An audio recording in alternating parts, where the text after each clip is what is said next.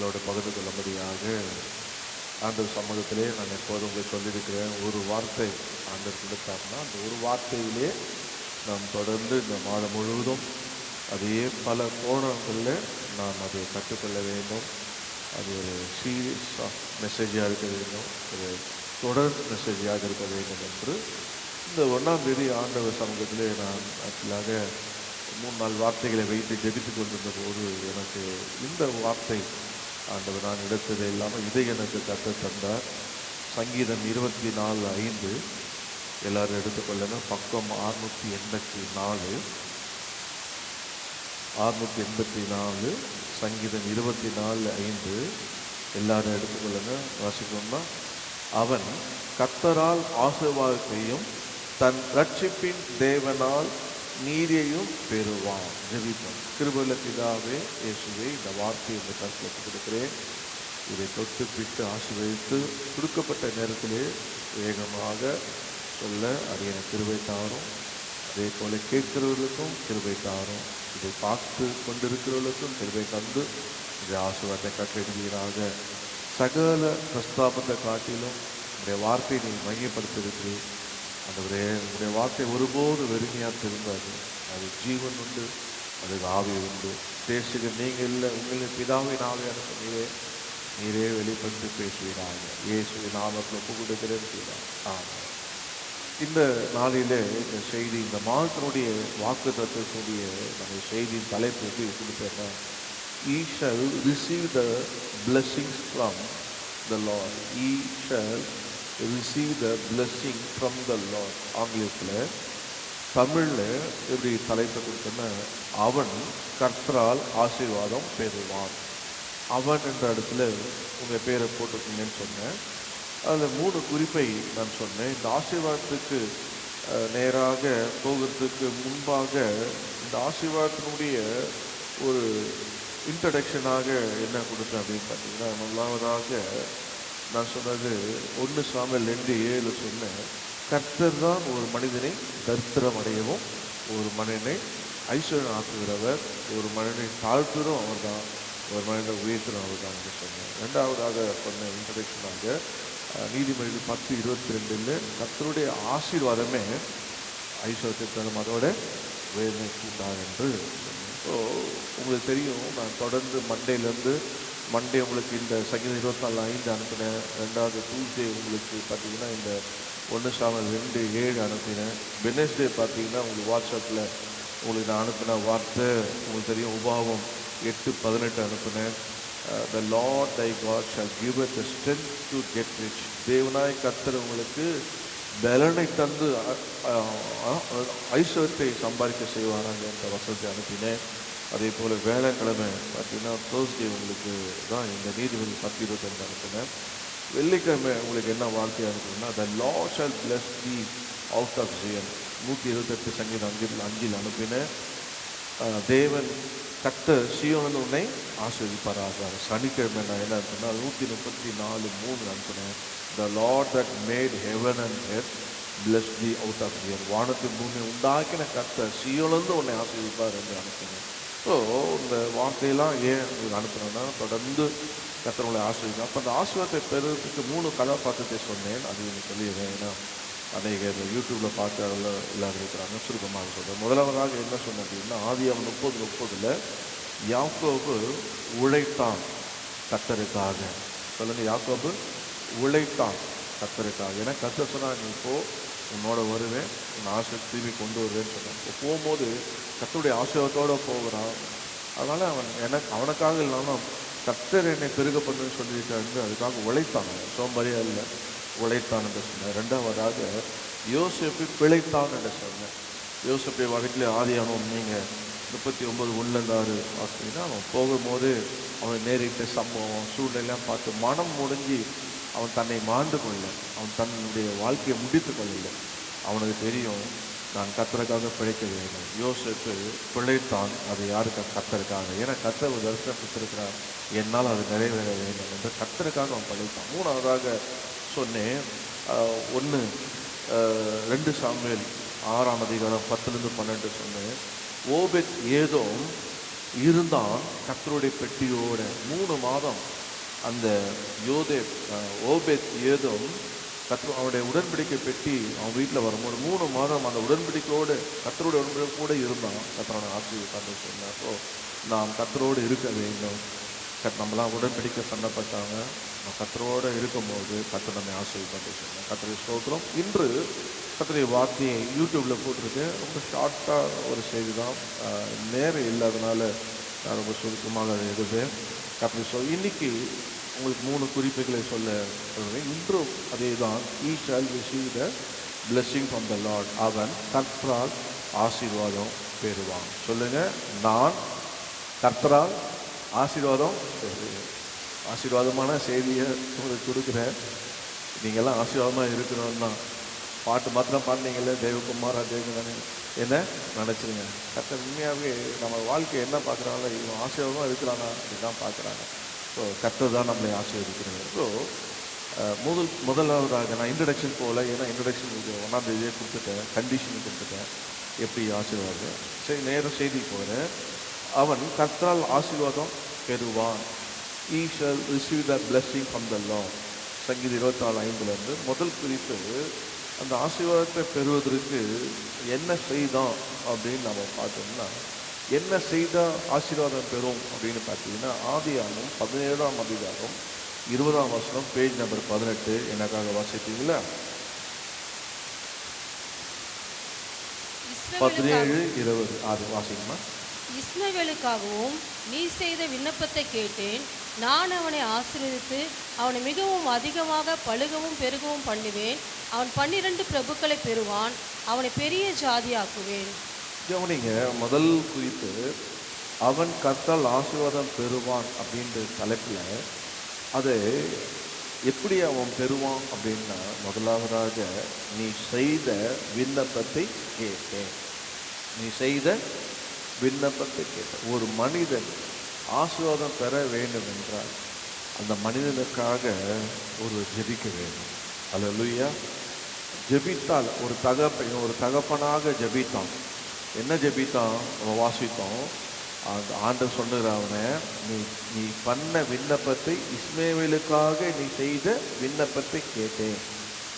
அதனால யார் ஆண்டவர் உங்கள் கையில் கொடுத்துருக்கிறாங்களோ, கணவரோ மனைவியோ பிள்ளைகளோ இல்லை உடன்பிறப்போ, இன்னும் ஆண்டவருடைய பந்தில் இல்லாத யார் இருந்தாலும் நீங்கள் செய்ய வேண்டியது பணம் காசு கொடுத்து உதவி பண்ணுறதை காட்டிலும் நீங்கள் அவருக்காக ஜெபிக்க வேண்டும்.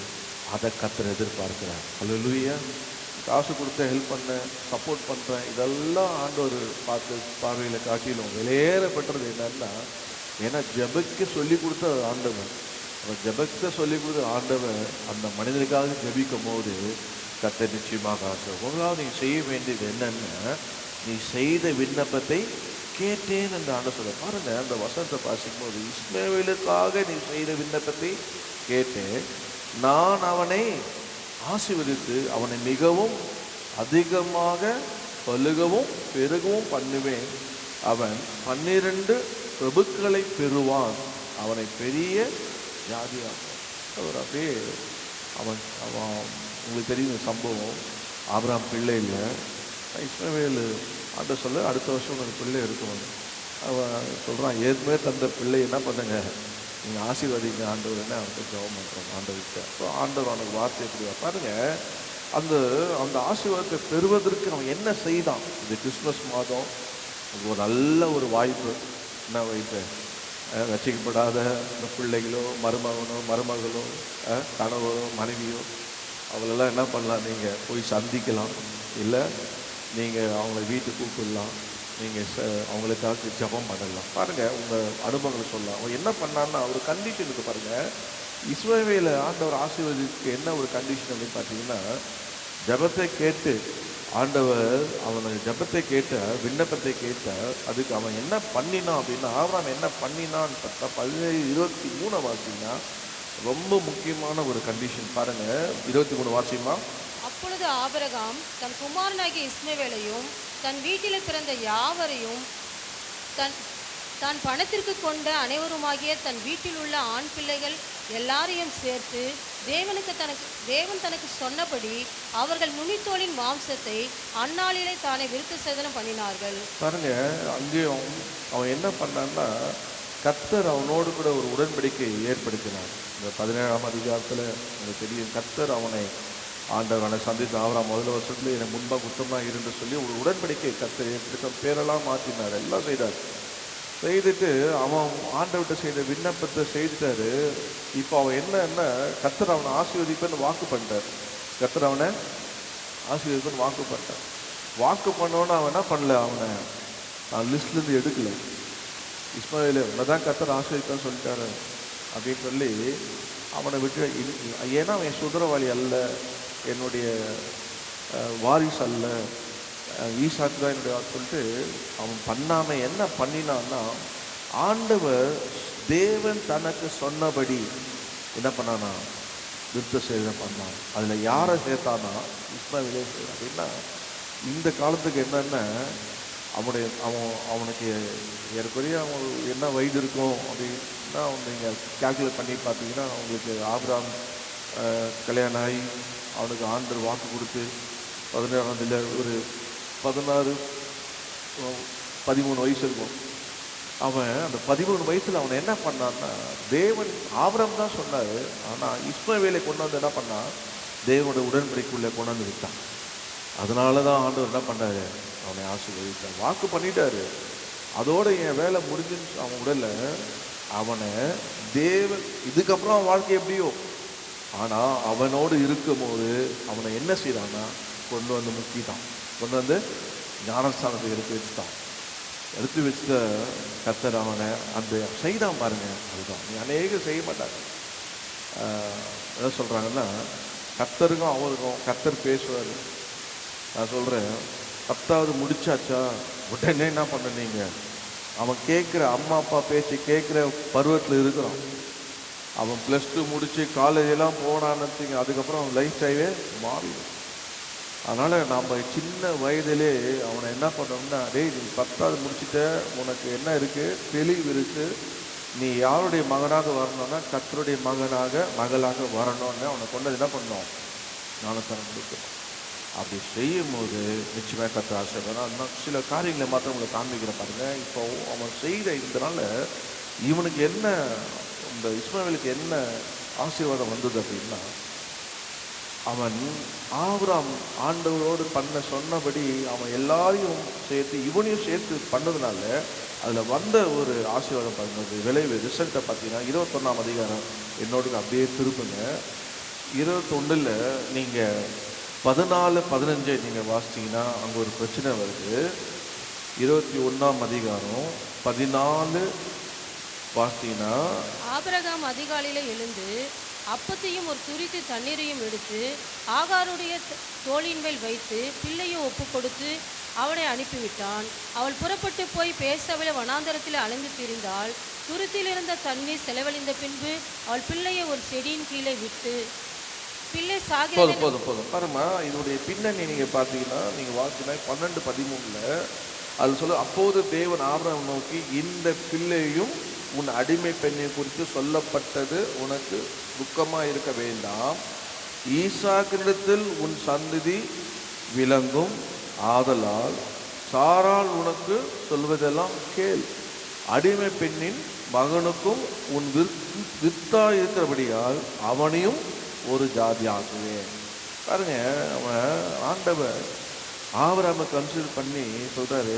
சாராள் சொல்றா, என் பிள்ளை இவன் கிண்டல் பண்ணுறான், இவன் கிண்டல் பண்ணுறான், என் வீட்டில் இருக்கக்கூடாது, வெளியே அனுப்பியான். அந்த போது இது ரொம்ப ஊக்கமாச்சுனாடா. இது அவன் உடன்படிக்கை பண்ணப்பட்டவன், தேவனுடைய சொல்லுபடி கேட்டு எடுத்தான், இப்போ என் கூட இருக்கிறான், கர்த்தரவனை ஆசீர்வாதம் பெருக பண்ணுன்னு சொன்னார், அவன்கிட்ட பிரபுக்கள் பெறுவான்னு சொன்னார். இதெல்லாம் பார்க்கணும், நான் என் கூட இருந்து இதெல்லாம் பார்ப்பேன்னு பார்த்தேன். கடைசியில் அனுப்புன்றாள் அப்படின்னு அவனுக்குள்ளே அனுப்புனவருக்கு என்ன நடக்கும், துக்கமாக இருந்தது. நைட் நடக்குது விஷயம். ஆனால் கர்த்தர் சொல்கிறாரு, நீ சாரா சொல்கிறதுக்கு கேளுப்பா, அவன் விற்று அவனை என்ன பண்ணுவேன், ஒரு ஜாதி ஆகுவேன் சொன்னான். உடனே அடுத்த நாள் காலையில் தான் என்ன பண்ணுவான், பேக்கப் பண்ணி அனுப்பினான். அவனை அனுப்பி அவனை என்ன பண்ணிட்டான்னா, வனாந்தரத்தில் அவன் போகிற வெயில் தண்ணி தீர்ந்த உடனே அந்த இடத்துல ஒரு வனாந்தரமாக அழிஞ்சு திரிகிற இடத்துல பார்த்தீங்கன்னா ஒரு செடி இருக்குது. ஹல்லேலூயா. ஒரு செடி கீழே வனாந்தரத்தில் ஒரு செடி பக்கத்து பெரிய அபூர்வம் தான். ஆனாலும் ஒரு செடி கீழே அவர் அமரபடியாக கர்த்தர் அனுகிரகம் பண்ணாராம். நீங்கள் இதே வசனத்தை 21:17 பார்த்தீங்கன்னா தேவன் பிள்ளையின் சத்தத்தை கேட்டார். இப்போ பாருங்கள், ஒரு மனுஷன் ஜெபித்த ஜெபம், ஒரு மனுஷன் அவனை ஆண்டவருக்குள் நடத்தினாரு. கர்த்தர் அவனை அனுப்பும் போது கூட ஆண்டவர் கரிசனையாக இருந்தார், நீ அவனை பற்றி கவலைப்படாத, ஒரு ஜாதி ஆகுவேன். ஸோ ஆண்டவர் அவன் போகிற வழி தண்ணி தீர்ந்தவனா வனாந்தரத்தில் அவர் ஒரு நிழலாக ஒரு செடியை உண்டாக்கி பிள்ளையை அழுகிற சத்தத்தை கர்த்தர் கேட்டாராம். பிள்ளைய சத்தத்தை தேவன் கேட்டார். தேவன் பிள்ளையின் சத்தத்தை கேட்டார் சொல்லி சொல்ல. அது மாத்திரம் இல்லை, அதே வருஷத்தில் பார்த்தீங்கன்னா 17 பயப்படாத, பிள்ளை இருக்கும் இடத்துல தேவன் அவன் சத்து பிள்ளையின் அழுகை கேட்டாராம். பிள்ளை இருக்கிற இடத்துல அவன் சத்தத்தை கேட்டார். இப்போ பிள்ளையின் சத்தத்தை ஆண்டவர் மேலேருந்து வானத்துலேருந்து கேட்டுருக்கிறாரு. அது மாத்திரம் இல்லை, எங்கே இருக்குன்னு பார்த்தாரு. அங்கேருந்து அழுகிற சத்தம் கூட யாரு காலையில் கேட்டது? எவ்வளோ சத்தம் கேட்குது, ஆனால் எல்லாம் சத்தம் கேட்டல. யார் சத்தம் கேட்டது? சத்தம் கேட்டது. ஏன்? அவனை ஆண்டவரோடு உடன்படிக்கை பண்ணப்பட்டான். ஆபிரகாம் அவனுக்காக விண்ணப்பம் பண்ணப்பட்டான். இன்னொரு வசனம் பாருங்க, ரொம்ப அழகாக இருக்கும்.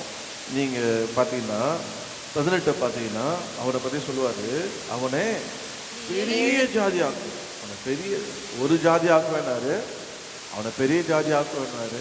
ஆபிரகாம் ஒரு ஜாதி ஆக்குவேனாரு, ஆனால் பெரிய ஜாதி ஆக்குவேன் என்று கர்த்தர் அவனுக்கு வந்து ஆண்டவர் அவளுக்கு சொன்னார். பாருங்க, அது மாத்திரமல்ல, அவன் பெரிய ஜாதி ஆக்குவேன் என்று சொன்ன ஆண்டவரோட ஆசீர்வாதத்தை கூட 20ஆம் வசனம் பார்த்தீங்கன்னா தேவன் பிள்ளையுடனே இருந்தார்.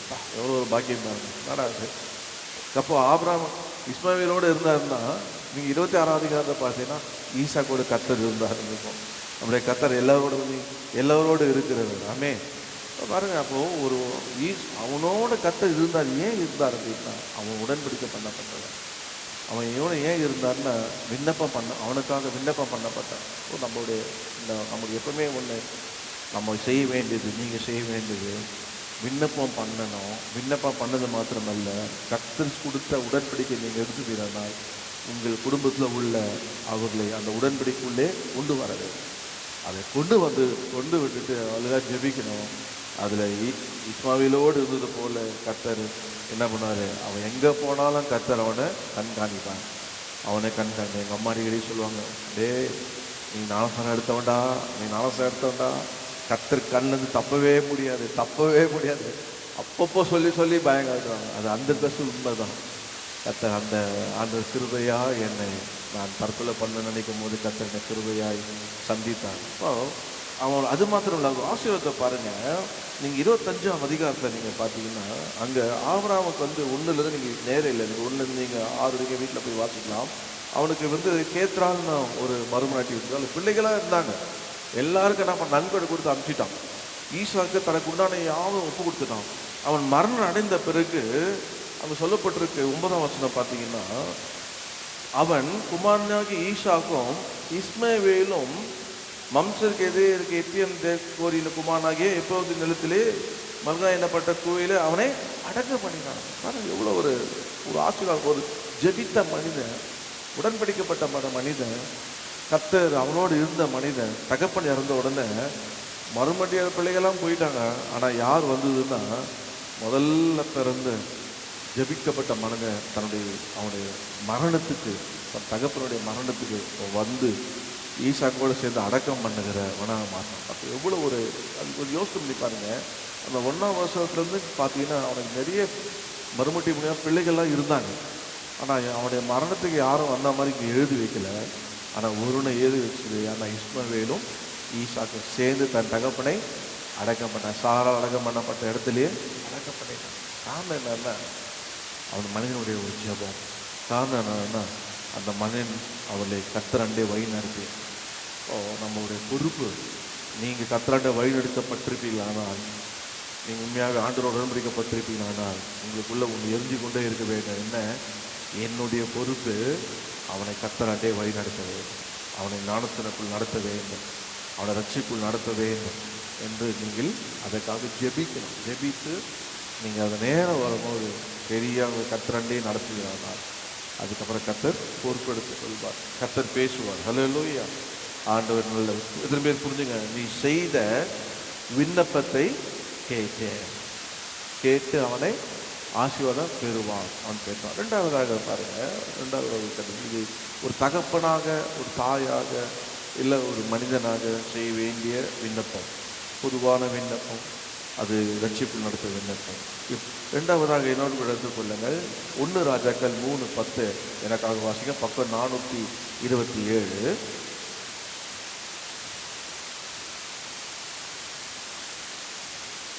சாலமோன் இந்த காரியத்தை கேட்டது ஆண்டவருடைய பார்வைக்கு உகந்த விண்ணப்பமாய் இருந்தது. ரெண்டாவது, கேட்டது உகந்த விண்ணப்பமாக இருந்தது. கேட்டது சொல்லுங்க, கேட்டது உகந்த விண்ணப்பம். முதல்ல நீ செய்த விண்ணப்பத்தை கேட்டேன். ரெண்டாவது, கேட்டது உகந்த விண்ணப்பமாக இருந்தது. பாருங்க, இப்போ இவன் இந்த கேட்கறதுக்கு காரணம் என்ன? சாலமோன் கேட்கறதுக்கு காரணம் என்ன அப்படின்னு பார்த்தோம்னா, இவன் ஒரு அரசனாக இருக்கான், ராஜாவாக இருக்கிறான், இப்போதான் பொறுப்பெடுத்திருக்கிறான். ஆனால் கர்த்தர் அவனை தரிசனத்தில் வந்து அவனுக்கு என்ன வேணும்னு கேளுன்னும் போது அவன் கேட்கறதுக்கு காரணம் யார் அப்படின்னு பார்த்தீங்கன்னா, ஒரு மகன் கேட்கறதுக்கு காரணம் யாருன்னு பார்த்தீங்கன்னா, நீங்கள் என்னோட கூட அப்படியே ஒரு பேஜை திருப்புங்க. 1 ராஜாக்கள் 2ஆம் அதிகாரம், நீங்கள் 1ஆம் வசனத்தில் நீங்கள் பார்த்தீங்கன்னா சொல்லுவார், தாவீது மரணமடையும் காலம் சமீபித்த போது அவன் தன் குமாரனாகிய சாலொமோனு கட்டளையிட்டு சொன்னது. இப்போ ரெண்டாவது நம்ம என்ன செய்ய வேண்டும்? சொல்ல வேண்டியதை சொல்ல வேண்டும், ஜெபிக்க வேண்டும், வழிநடத்த வேண்டும். ரெண்டாவதாக சொல்ல வேண்டியது சொல்லணும், தைரியமாக சொல்லணும், பயப்பட சொல்லணும். சொல்லி சொல்லும் போது தான் அது உள்ளே ஏறும். பாருங்கள், ஒரு 6 காரியத்தை சொன்னாங்க. இவன் 7ஆவதாக அப்பா சொன்ன காரியத்தை கட்டட்டு சொன்னாங்க. அதான் அதில் பெரிய ஒரு பியூட்டி இருந்தது. அவன் சொன்ன காரியங்களை ஒரு 6 காரியங்களை சொன்னான். நான் உங்களுக்கு காட்டுறேன் பாருங்கள், ஒவ்வொன்றா பாருங்கள். 2ஆம் வசனத்தில் பாருங்கள், அது சொல்லப்பட்டிருக்கு, நீ திடன் கொண்டு புருஷனாக இருன்றார். நீ எப்படி இருக்கமா? திடன் கொண்டு புருஷனாக இருன்றார்.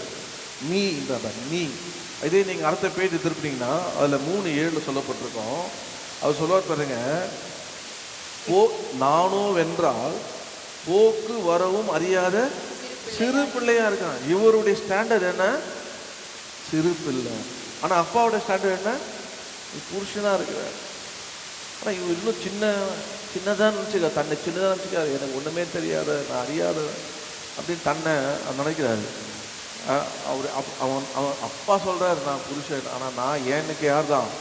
அவரை மாதிரி அனுபவம் இல்லாதவன், அவரை மாதிரி கர்த்தரோடு இருக்கிறவன் இல்லை, ஜெயம் எடுத்தவன் இல்லை, அவரை மாதிரி சாதித்தவன் இல்லை.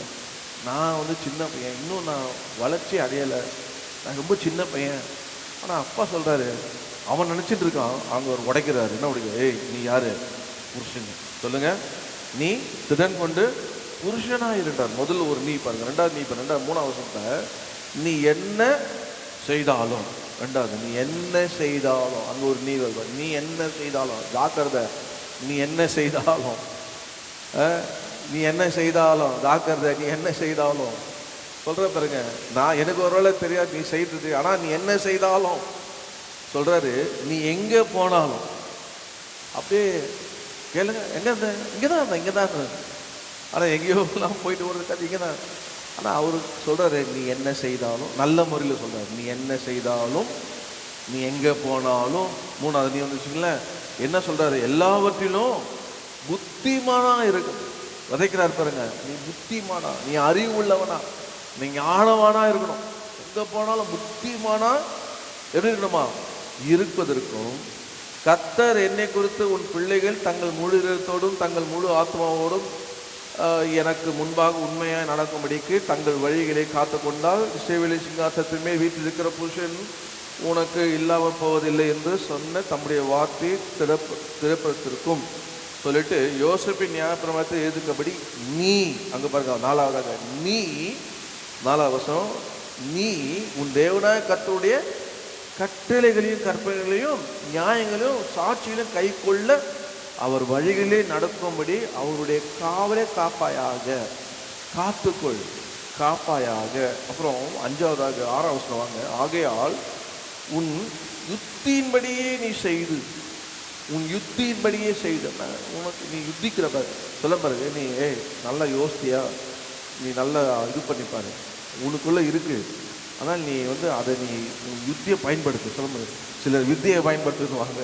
அவன் சொல்ல வித்தியை பயன்படுத்தாதப்பா, யுத்தியை பயன்படுத்து, உன் யுத்தியை பயன்படுத்து.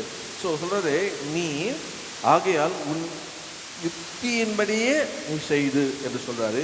6வதாக பாருங்க, 5வதாக 6வதாக 9ஆம் வசனத்தை பார்த்தீங்கன்னா, ஆகையால் நீ அவனை குற்றமற்றவன் என்று எண்ணாது நீ புத்திமான். சொல்லுங்க, நீ புத்திமான். எப்படி பார்க்குறாரு, எப்படி விதைக்கிறாரு பாருங்க.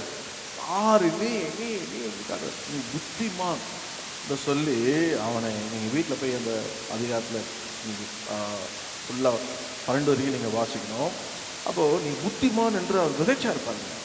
அதனால தான் அவன் என்ன பண்ணான், இந்த 3:10 போகும்போது அவன் என்ன கேட்டான் ஆண்டவர்கிட்ட, 3:12 ஆண்டவரே எனக்கு என்ன பண்ணுங்க, ஞானத்தை தாங்க கேட்டான். அவனுக்கு ஒன்று தெரிஞ்சுக்கிட்டான், இதெல்லாம் அப்பா சொல்கிறதெல்லாம் என்கிட்ட இருக்கு இருக்கு இருக்கு இருக்குன்னு சொல்கிறாரு. அப்போ என்கிட்ட என்னையா இருக்குது அப்படின்னு பார்த்தா, அவங்ககிட்ட என்ன இருக்குன்னா 11:12 அவர் சொல்கிறாரு, ஆண்டவரே சொல்ல பாருங்க 11, நீ நீ இந்த காரியத்தையே கேட்டு, அதாவது ஐஸ்வர்யத்தை கேளாமலும் தேவன் அவனை நோக்கி நீ உனக்கு நீடித்த நாட்களை கேளாமல் ஐஸ்வர்யத்தை கேளாமல் உன் சத்துருக்கள் பிராணை கேளாமல் நீ இந்த காரியத்தை கேட்டு நியாயம் விசாரிக்க ஏற்ற ஞானத்தை உனக்கு வேண்டிக் கொண்டபடினால் உன் வார்த்தையின்படியே செய்தேன். ஞானமும் உணர்வுள்ள இதயத்தை உனக்கு தந்தேன், இதிலே உனக்கு யாரும் இல்லை சொல்லி ஆண்டவர்தான். நீ கேளாத ஐஸ்வர்யத்தை உனக்கு தருவேன், இன்னும் ஆயுஷ்நாத்தை நீடித்திருக்கணும், உங்கள் அப்பா செய்தப்போ செய்ப்பா ஆயுஷ்நாத்தை நீடித்திருக்கும். ஸோ அதை விதைத்தது யாருன்னா தகப்பன், அதை விதைத்த யாருன்னா ஒரு மனிதன். ஸோ நம்ம என்ன செய்ய வேண்டும், நம்ம கையில் கொடுத்த இல்லை பார்த்து சொல்லணும் நீ நீ நீ நீ செய்ய வேண்டியது, நீ போகிறது, நீ பண்ணுறது எல்லாம் யாருங்க, கர்த்தர் பார்வைக்கு கர்த்தர் இருப்பார், கர்த்தர் தருவார். எல்லாம் அவரை முன்ன இட்டு சொல்லும் போது ஒரு நேரம் வரும்போது அவன் என்ன பண்ணுவான், கர்த்தரை கேட்க ஆரம்பிச்சிடுவான். அல்லேலூயா. கர்த்தரை கேட்குற ஒரு பிள்ளைகளை நம்ம பார்ப்போம்னால், அந்த சந்ததியை பார்ப்போம்னா எவ்வளோ சந்தோஷம். இப்போ இப்போ ஒரு பசங்களாம் என்ன கேட்குறாங்க, மொபைல் வாங்கி தெரியான்னு கேட்குறாங்க. உனக்கு எதுக்கு இப்போவே மொபைல் வேணுமா அதுக்கு? ஆமாம், அது போன முதல்ல வீடியோ வரும், மொபைல் கொடுத்தா குழந்தை நின்றுடும், நிறுத்தணும், குடின்னா அது அழுகும், கொடுத்தோன்னே அப்படியே அமைதியாக இருக்கும். குழந்தைக்கே மொபைல் வேணுமா? அப்படியேப்பட்ட காலத்தில் வாழணும். ஸோ நான் சொல்கிறேன், ஆண்டவர்கிட்ட கேள். இந்த மகன், இந்த பிள்ளைகள் யாரானாலும் நம்ம சொல்ல வேண்டியது, நீ கர்த்தரை கேள். அல்லேலூயா. நீ ஆண்டவர்கிட்ட கேட்டது உகந்து விண்ணப்பமாக இருக்கும். உனக்கு என்ன வேணும்னு அவர்கிட்ட கேள், அவர் தருவார். ஆமென். உனக்கு வாழ்க்கையில் முன்னேற ஞானம் வேணுமா தருவார், கிருபை வேணுமா தருவார். என்ன வேணும் உனக்கு, கர்த்தரை கேட்கணும்னு நீ சொல்லணும். சொல்லிக்கொண்டே இருக்கணும். என்னடா சொன்னது, என்னம்மா சொல்லுதே சொன்னேன், உன் காதை ஏறலையே, நீ இன்னும் கேட்கலையே, நீ இன்னும் மாறலையே, அதான் சொல்லுவேன். என்னுடைய கடமை நான் சொல்லுவேன். கர்த்தர் கேட்குறேன் நான் சொல்கிறத அப்படின்னு நீங்கள் சொல்லும் போது ஒரு நேரம் வரும்போது கேட்க சொல்லுவாமே. நான் சொல்லியிருக்கேன், நான் ஆண்டவருடைய எனக்கு அம்மா சொன்ன அந்த இதயத்தில் அந்த வார்த்தை இயேசு வந்தது. அப்போ நான் இன்னைக்கு நைட்டு சாக போகிறேன்னா, அப்போ அந்த ஒரு வார்த்தை எனக்கு உள்ளேருந்து வந்தது, இயேசு. அப்போ நான் சொன்னேன், அந்த ஸ்பீக்கர்கிட்ட சொன்னேன், எங்கள் அம்மா அடிக்கடிக்கு இயேசுன்னு சொல்கிறாங்க, நீ நைட் நான் சாக போகிறேன், உண்மையான இயேசு தான் என்னோட பேசுங்க, அந்த ஸ்பீக்கர்கிட்ட பேசுகிறேன். அந்த இயேசு எப்படி வந்ததுன்னா, எங்கள் அம்மா சொன்ன வார்த்தை அது போய் எங்கே போயிடுச்சு, விரியத்துக்குள்ளே போயிடுச்சு. அப்போது அந்த கூட்டத்தில் நான் இன்னைக்கு நைட்டு சாக போகிறேன், என்னோடு இருந்த கம்பெனி யாருமே வரல, தனியாக இருக்கிறேன். நான் அந்த நேரத்தில் அவங்க எனக்கு வந்தது என்னன்னா, அவங்க இயேசு என்ற வார்த்தை எனக்கு உள்ளே வந்தது. அவர் சொல்கிறாரு, இன்றைக்கி செத்த எங்கே போவேன் அப்படின்னு சொல்லும் போது, நரகத்துக்கு போவேன், இன்றைக்கி இது காரணம் யாருன்னா உன் பாவம் அப்படிலாம் சொல்கிறாரு. என்னை பற்றியே சொல்கிறாரு. ஸோ நான் இங்கே இருந்தால் யோகியனா அப்படின்னு ஆர்கியூ பண்ணுறேன். ஸோ ஆர்கியூ பண்ணும்போது டக்குன்னு எனக்கு ஆமாம் நான் நைட் சாக போகிறேன். அப்போது அந்த வார்த்தை வந்து இயேசுன்னு வந்து, அப்போ நீங்கள் இயேசு வந்தேன். ஏன்னா நான் எல்லா கடையிலும் தேடி பார்த்துட்டேன், எங்கே எல்லா இடம் சுற்றி பார்த்துட்டேன், எதுவும் என்னோட பேசலை. ஆனால் சொல்லும் போது அந்த இருபத்தி வார்த்தை கேட்டேன், கர்த்தர் என்னோட பேசினார். எனக்கு கர்த்தர் பேரை விட்டு கூப்பிட்டு என்னோட பேசி அந்த இடத்துலயே இதயத்தை கர்த்தர் ஒப்பு கொடுத்துட்டு, ஆண்டவரே இனிமேல் நான் உங்கள்கிட்ட தான் கேட்பேன், ஹல்லேலூயா, என் வாழ்க்கையை ஒப்பு கொடுத்துறேன்னு ஒப்பு கொடுத்தேன். கர்த்தர் என்னை ஆசீர்வாதமாக ஆசீர்வதித்தார். ஆமென். அப்போ நமக்கு என்ன வேணும்னா, பிள்ளைகளுக்கு நான் சொல்கிறேன் பாருங்க, ரட்சிப்பு மாத்திரமல்ல, வேதம் சொல்லப்பட்டிருக்குது. ரோமர் 11:33 நீங்கள் பார்த்தீங்கன்னா ரொம்ப அழகாக ஒரு வார்த்தை இருக்கும். தேவன் என்ன பண்ணுறாராம்? 220 தேவனுடைய ஐஸ்வர்யம், ஞானம், அறிவு என்பதில் போதும். அப்போ தேவனிடத்துல என்ன இருக்கா? ஞானம் இருக்கு, ஐஸ்வர்யம் இருக்கு. அதை நம்ம என்ன பண்ணணுமா? கேட்கணும். நான் சொல்லுவேன், எதை கேட்கணுமோ இல்லையோ, நீங்கள் கேட்க வேண்டியது என்னென்ன? பரிசுத்த ஆவி. ஒன்று நீங்கள் பாருங்கள், 1 Corinthians 2:12 பாருங்கள், பவுல் சொல்வார் பாருங்கள், ஒரு வார்த்தை அழகாக இருங்க. வீட்டு பேர் 2ஆம் அதிகாரத்தை அழகாக நீங்கள் வாசிங்க. நாங்களோ உலகத்தின் ஆவியை பெறாமல் தேவனால் என்று அருளப்பட்டவைகளை அறிமுடிக்கு தேவனிலிருந்து புறப்பட்ட ஆவியை பெற்றோம். அப்போ தேவனிடத்துல ஆவியை ஒரு மனுஷன் பெற்றுப்பானாங்கன்னா நீங்கள் பயப்பட வேண்டியதில்லை. அந்த பிள்ளை எப்படி இருக்கும்? ஞானவானாக இருக்கும். அந்த பிள்ளை எப்படி இருக்கும்? கர்த்தரால் வழி நடத்தப்பட்ட பிள்ளைகளாக இருக்கிறதுனால நீங்கள் உங்களுக்கு தான் அந்த அனுபவம் கிடைக்கல. நீங்கள் பாதியில் ரட்சிக்கப்பட்டிருக்கீங்க, அபிஷேகம் தரலை. ஆனால் உங்கள் பிள்ளைகள் என்ன பண்ணுங்க? அவர்களை கேட்கும்படி பெற்றுக்கொள்ளும்படி அந்த ஆவியை கொடுத்து சொல்லுங்கள். 2 தீமோத்தேயு 1:7 பார்த்தீங்கன்னா அதில் சொல்லப்பட்டிருக்கோம், தேவன் நமக்கு பயமுள்ள ஆவியை போடாமல் பலனும் அன்பும் தெளிந்த புத்தி உள்ள ஆவியை கொடுத்துருக்கிறார். தெளிந்த புத்தியாக தெளிவாக இருப்பாங்க, தெளிவாக இருப்பான். நீங்கள் சொல்லுவீங்க, அவன் தெளிவாக இருக்கான்னு சொல்லுவீங்க. காரணம் என்னென்ன? அவன் ஆண்டவருடைய ஆவியை பெற்றதுனால. லூக்கா 11:13 பொல்லாவில் நீங்கள் உங்கள் பிள்ளைக்கு நல்ல ஈவை கொடுக்கும் போது தம்மை நோக்கி வேண்டுதல் பசுத்த ஆவியை தருவது அதிக நிச்சயம் இல்லை. இப்போ முதலாவதாக நீ செய்த விண்ணப்பத்தை கேட்ட உடனே அவனை ஆண்டவருக்குள்ளே நடத்தினார். பிள்ளையோடு கர்த்தர் இருந்தார், அவனை பெரிய ஜாதி ஆக்கினார். அது மாத்திரமில்லை, 2வதாக கேட்ட உகந்த நீ கேட்டது உகந்த விண்ணப்பமாக இருந்தது. அப்போ உகந்த விண்ணப்பம் என்ன வந்ததுன்னா, காரணம் யாருன்னா தன்னுடைய தகப்பன். அவனுடைய ரூட்டு எங்கே வந்ததுன்னா, தகப்பன் சொன்ன வார்த்தை உள்ளே போச்சு. அதனால தான் ஆண்டவர் தரிசனம் முதல்ல என்ன கேட்டேன்னா, ஞானத்தை கொடுங்க ஆண்டவர், என்கிட்ட அதுதான் வேணும். கர்த்தர் அவனை கொடுத்தாரு. நான் சொல்கிறேன், அந்த ஞானம் பரிசுத்த ஆவி தான். யோசேப்பு பார்த்தீங்கன்னா இவனை போல தேவனுடைய ஆவியை பெற்றவன் யாருன்றார்? இங்கே அப்படியே தரிசனத்தை எல்லாம் போட்டு திட்டங்களே கொடுத்தான். அவன் சொல்கிறான், ஆவி தேவ ஆவி பெற்றிருக்கேன்னு சொல்கிறான். வேதத்தை எங்கேயுமே கர்த்தருடைய ஆவி அவன் மேலே வந்தான்னு சொல்ல, கர்த்தர் அவனோட இருந்தான்னு தான் சொல்லப்பட்டு. பழைய ஏற்பாடு, நான் புதிய ஏற்பாடுலாம் சொல்கிறேன், பரிசுத்த ஆவியானவர், அவர் ஞானத்தின் ஆவியானவர், அந்த அறிவின் ஆவியானவர், வழிநடத்துகிற ஆவியானவர். அதை பிள்ளைகள் பெறும்படியாக நீங்கள் அவங்க சொல்லுங்கள். அபிஷேகம் பெருப்பான், தேவனத்தை கேளுப்பான், தேவன் தான்ப்பா எல்லாமே சொல்லி ஆண்டவர் இயேசுவை பற்றி சொல்லிக்கொண்டே இருங்க. நிச்சயமாக அந்த பிள்ளையை நீங்கள் வழிநடத்துங்க. அதுக்கப்புறம் தெளிவாக இருப்பாங்க. 3ஆவது காரணம் சொல்லி முடிக்க பாருங்க. இன்னொரு கூட எடுத்துக்கொள்ளுங்க. ஏசாயா 61:9 வாசிங்க, பக்கம் 868 முடிச்சிடறேன்.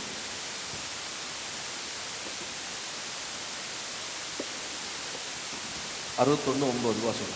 அவர்கள் சந்ததியானது ஜாதிகளின் நடுவிலும் அவர்கள் சந்தானமானது ஜனங்களின் நடுவிலும் அறியப்பட்டிருக்கும். அவர்களை பார்க்கிற யாவரும் அவர்கள் கர்த்தரால் ஆசீர்வாதம் பெற்ற சந்ததி என்று அறிந்து கொள்வார்கள். பாருங்க, 3ஆவதாக என்னென்ன இயேசு சொல்வார். இந்த வார்த்தை இயேசு கிறிஸ்துவை குறித்து சொல்லப்படுறது 61:1 நீங்கள் இந்த அதிகாரம் முடிய 11 வரைக்கும் நீங்கள் வாசிக்கலாம். அவர்கள் அதாவது கர்த்தரால் ஆசீர்வாதம் பெற்ற சந்ததி என்று அறிந்து கொள்வார்கள். இப்போது இந்த வார்த்தைக்கு இதை யாரை கொடுத்தா? இயேசுவை பற்றி சொல்லிச்சு. இயேசு பிறகு வரப்போகிற சந்ததியை கொடுத்து சொல்லிச்சு. அதில் என்ன அப்படின்னா, நீங்கள் வாசிச்சிங்கன்னா லூக்கா 23 நீங்கள் பக்கம் 120 23:28 வாசிச்சிங்கன்னா, இயேசு தன்னை பின்பற்றி கொண்டு வர சிலுவை சுமந்து போகிறாரு. அப்போது அருமையான சீமோன் சிலுவை சுமந்தான். தன்னை பின்தொண்டு வந்து சகோதர சைட பார்த்து சொன்னார், நீ எனக்காக அழாமல்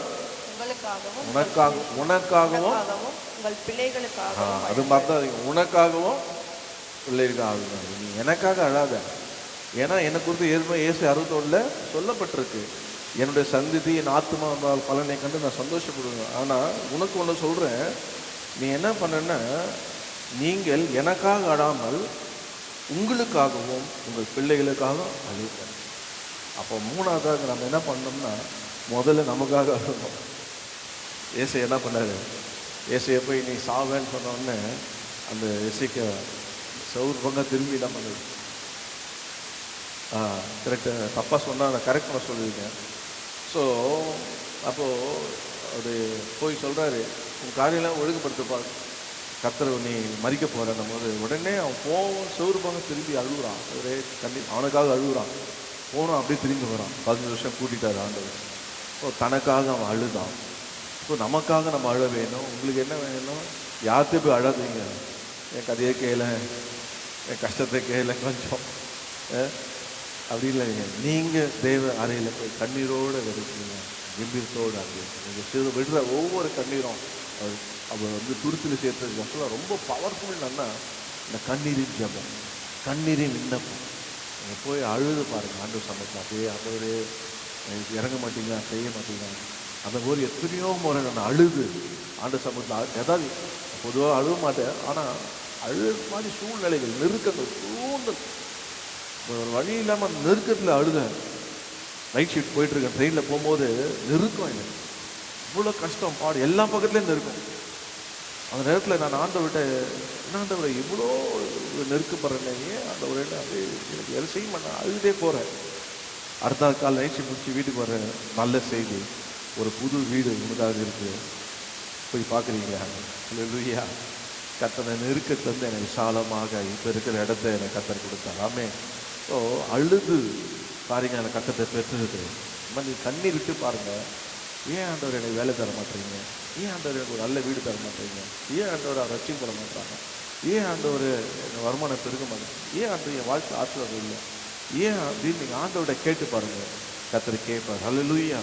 அதை நீங்கள் என்னென்ன வருகிற அவர்கள் சொல்லப்படுறது, கர்த்தரால் ஆசீர்வாதம் பெற்ற சந்ததி என்று அறிந்து கொள்வார். எல்லாரும் பார்த்து என்ன சொல்லணும்னா, அவன் ஆசீர்வதிக்கப்பட்ட கர்த்தருடைய சந்ததியை சொல்லணும் ஆண்டவரே. ஏன் அப்படின்னா, கடைசி காலத்தில் பாருங்கள் 11 சொல்லுது, பூமி தன் பூண்டுகளையும் விளைப்பது போல, தோட்டம் தண்ணீர் விதைக்கப்பட்டவைகளை முளைப்பது போலவும் கர்த்தராகிய ஆண்டவர் எல்லா ஜாதிக்கும் முன்பாக நீதியும் துதியும் முளைக்கப்படுவார்.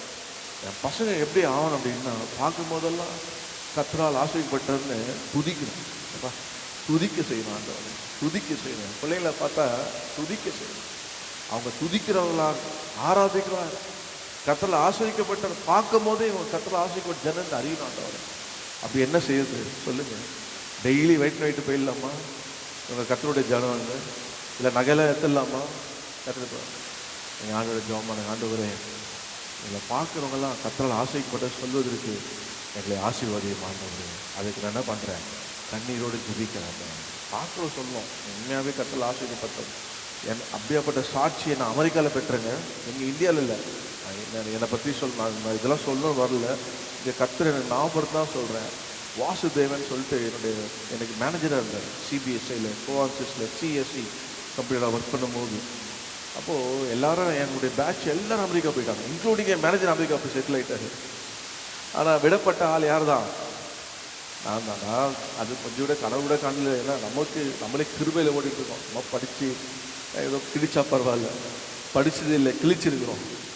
நமக்கு எங்கே தகுதி இருக்குது அமெரிக்கா போகிறது?